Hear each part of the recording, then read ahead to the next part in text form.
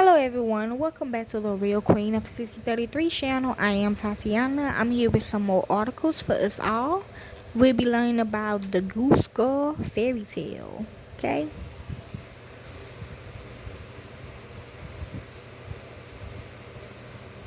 So let's begin. The Goose Girl is a German fairy tale collected by the Brothers Grimm and first published in Grimm's Fairy Tales in 1815. It is of Arnie Thompson, type 533. The story was first translated into English by Ezra Taylor in 1826, then by many others, but anonymous community of translators in 1865 by Lucy Crane in 1881, by Lucy Margaret Hunt in 1884, etc. Andrew Lang included it in the Blue Fairy Book in 1889. The origin. The tale was first published by the Brothers Grimm in the first edition of Kinder und Hasummen, Volume 2 in 1815 as number 3. It appears at number 89 since the second edition, 1819.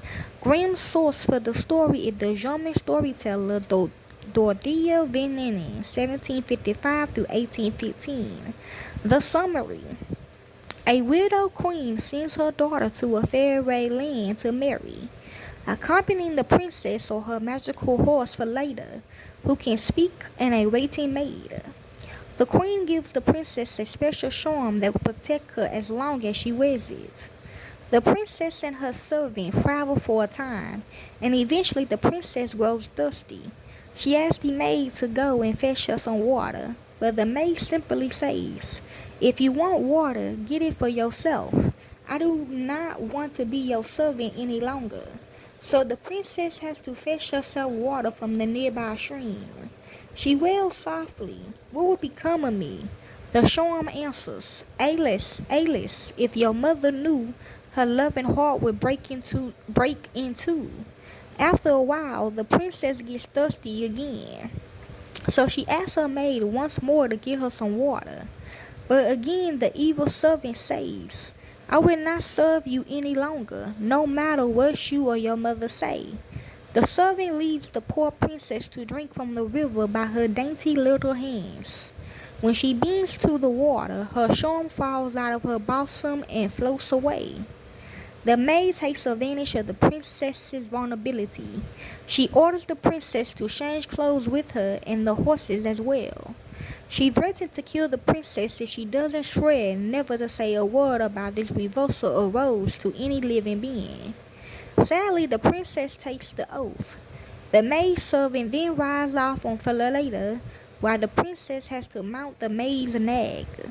At the palace, the maid poses as princess, and the princess servant is ordered to guard the geese with a little boy called Conrad.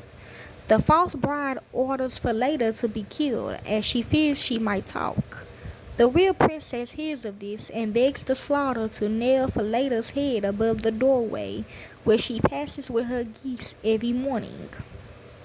The next morning, the Goose Girl addresses Falada's head over the doorway. "Falada, Falada, thou art dead, and all the joy in my life has fled." And Falada answers, "Alas, alas, if your mother knew, her loving heart would break in two." On the goose meadow, Conrad watches the princess comb her beautiful hair, and he becomes greedy to pluck one or two of her golden locks. But the Goose Girl sees this and says a charm. "Blow, wind, blow, I say, take Conrad's hat away. Do not let him come back today until my head is come ready today." And so the wind takes his hat away, and he cannot return before the Goose Girl has finished brushing and plaiting her hair. Meanwhile, Conrad goes to the king and declares he will not hug geese with this girl any longer because of the strange things that happen. The king tells him to do it one more time, and the next morning hides and watches. He finds everything as Conrad has told. That evening, he asks the princess to tell him her story, but she refuses to say anything because of her oath. The king suggests that she might tell everything to the iron stove. She agrees, climbs into the stove, and tells her story while the king listens from outside. As the king is convinced she has told the truth, he has the Goose Girl clad in royal clothes.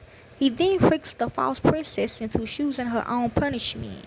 While each choice is different in every version of the story, in the classic version, she tells the king that a false servant should be dragged through town naked in a barrel with internal spikes.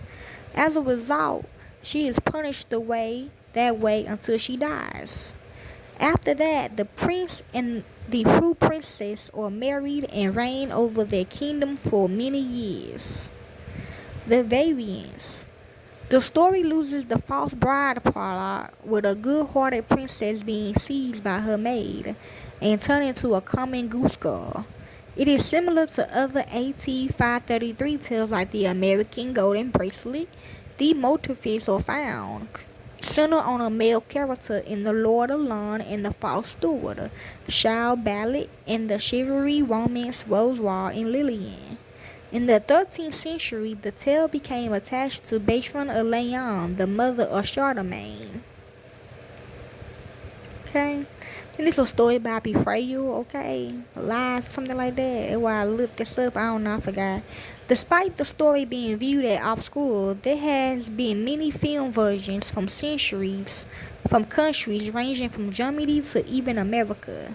For later, it's often restored to life in film versions or even spread entirely.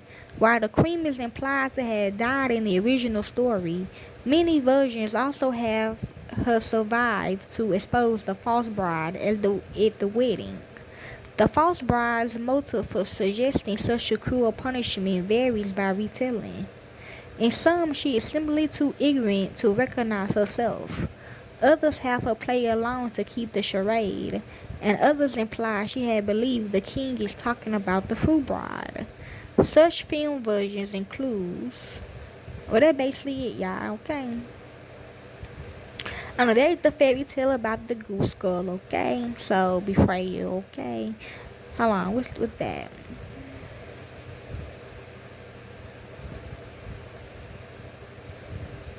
And I hope you enjoy.